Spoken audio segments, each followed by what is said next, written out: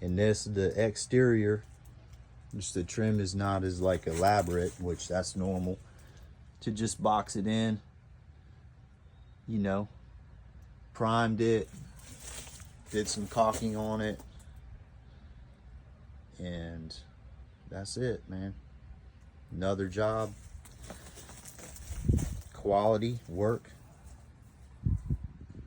craftsmanship.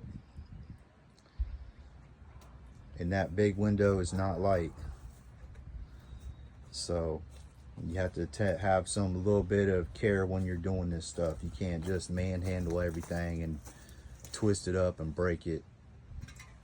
As much as I like to break things and cut boards,